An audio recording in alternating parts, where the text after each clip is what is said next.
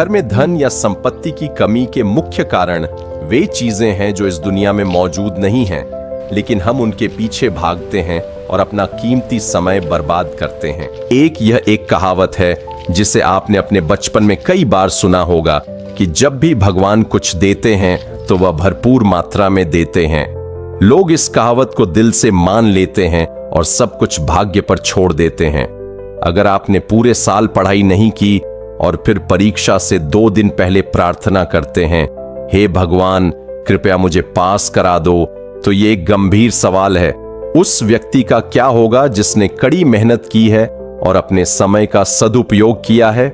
इसलिए हमेशा समय पर काम करना चाहिए। धन दौलत अपने आप आपके दरवाजे पर दस्तक देगी। 2. घर की महिला को स्नान किए बिना सुबह सुबह रसोई में नहीं जाना चाहिए। कई लोगों को सुबह नहाने के बाद महिलाओं के रसोई में जाने से बहुत आपत्ति होती है, लेकिन कुछ घर ऐसे भी हैं जहां यह नियम लागू नहीं होता। 3. कई बुजुर्ग लोग, युवा व्यक्ति और बच्चे जानवरों को खाना खिलाना एक बहुत ही नेक काम है।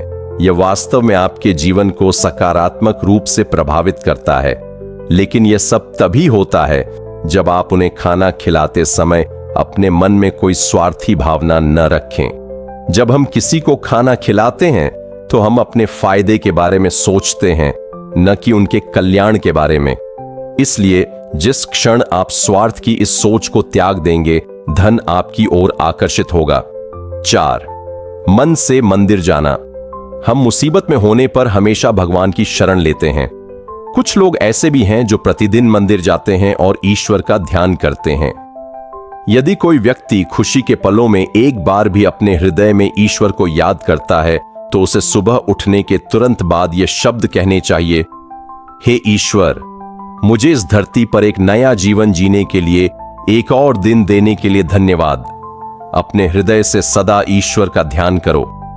जब आप नई कार खरीदते हैं तो आप शोरूम से ही भगवान को याद नहीं करते। जब हमारी गाड़ी खराब हो जाती है तब हम भगवान को याद करते हैं। क्या यह मन लोभ से भरा हुआ है या नहीं? सुख और दुख दोनों में ईश्वर को याद रखें। वह आपका ख्याल रखेगा, चाहे बात पैसों की हो, जिंदगी की हो, माता पिता की हो या किसी भी चीज की। जय श्री राम।